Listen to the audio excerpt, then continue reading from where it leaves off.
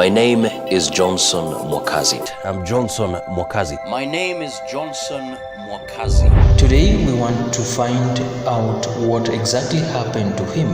Stay tuned and remember to subscribe.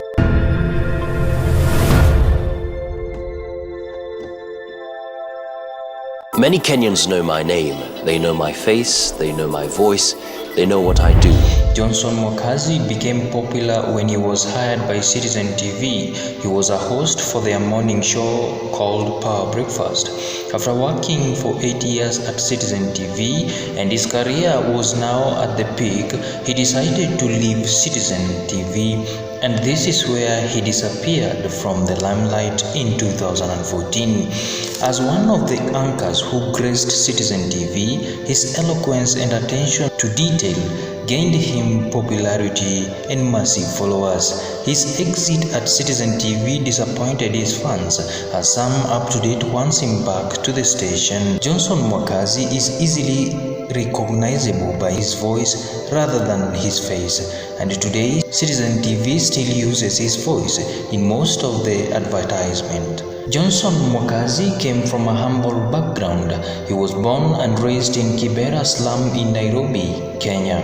Mimi nilizaliwa hapa Kibera na nikalelewa hapa hapa. In a family of 7, Johnson Mwakazi is the last born, and his mother was the sole breadwinner. His mother used to work as a househelp in Woodley Estate, earning 3,000 Kenya shillings monthly. His father was a drunkard who failed to provide for his family. Mwakazi started his education at Kibera Primary School before proceeding to Jamhuri High School for his secondary school studies.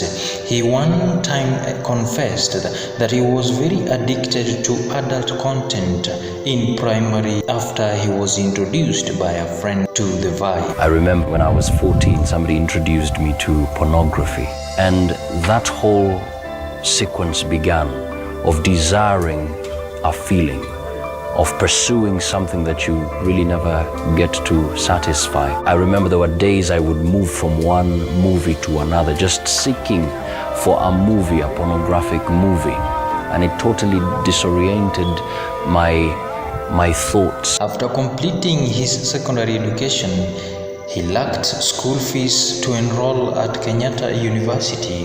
His mother lost her job, so Mwakazi ended up going to Kenya National Theatre in hopes of landing acting gigs. At Kenya National Theatre, he met someone who noticed his deep and throaty voice and his eloquence and alerted him to an opportunity for voice-over artists at Royal Media Services owned Hot 96. He got the role and began voicing advertisements and earning a living.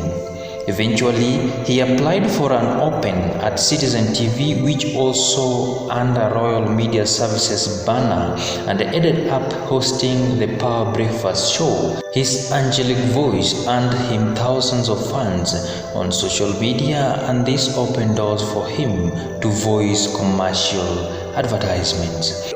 I joined the Kenya National Theatre. From there, I was acting in a skit, and there was a gentleman in the audience who said, I want to really know more about that gentleman. Later on, I realized he was the head of radio, Hot 96. And he asked me, Johnson, can you read news? And I said, yes. And that started my career in radio without a paper, but with the skills to use my voice, to read. Apart from just being a radio presenter, I started doing commercials. You know voiceovers. You know what a voiceover is? You know them? Yeah, so I learned that as well. The art of just using your voice, your talent. Johnson Mwakazi used his salary at Citizen TV and money from adverts to pursue a communications degree at Daystar University in 2008. He graduated from the institution in 2013. After graduation, he quitted Citizen TV in 2014 to join startup television called WTV under Foundation Media Group. At WTV, he was the editorial director and CEO. However, 3 years later, WTV was declared bankrupt and was shut down. 50 employees lost their jobs, including Johnson Mwakazi. The station was closed down after failing to pay employees for several months. It was not clear why the celebrated anchor opted out of one of the biggest media houses, Citizen TV, to join the startup. Speaking to Eve Woman magazine, Johnson explained why he left the station, and I quote, "It was a great honor to be on Citizen TV, to have the opportunity to share a message in front of millions of Kenyans. But after that, the only question to ask was, how did I look and stand? Did I present the question right?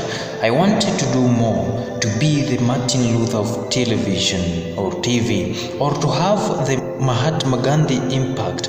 I wanted to do a real stories that made an impact. I was just tired of just having a good show and the false sense of security that comes with that. I wanted to be involved with something that challenges me to grow." Did Mwakazi achieve his dream? Let's find out. These are some of what his followers said. Mercy Mzera said, "I believe Citizen TV should consider employing him back full-time. We miss his powerful voice that captures huge attention and his cool personality." Mary Wairimu said, "I really liked him on Citizen TV. I hear his voice playing in there. A proof that he is talented. Wherever he is, big up Johnson. Please consider coming back to Citizen." Eli Odongo said, "In fact, his voiceover can be easily identified if you knew him, because it hasn't changed at all. Anyway, we really missed him." Zacchaeus Kinyanjui said, "His voice is still in many adverts on Citizen TV and in Royal Media stations. I remember the morning news by Mwakazi. I miss Mr. Johnson." Johnson Mwakazi left Royal Media, but his voice never left. He formed his own company that produces adverts, documentaries, and offers voice-overs services. That is why his voice is always on most Royal Media stations, including Citizen TV. After WTV failed, he created his own company known as Royal Voice International, and this company provides MC services, interactive sessions, and conferences. It further offers inspirational talks. The company runs up to date. Aside from being a director of Royal Voice International, Mwakazi is married to one wife named Kendi, and he is also a father of 2 girls and 1 boy.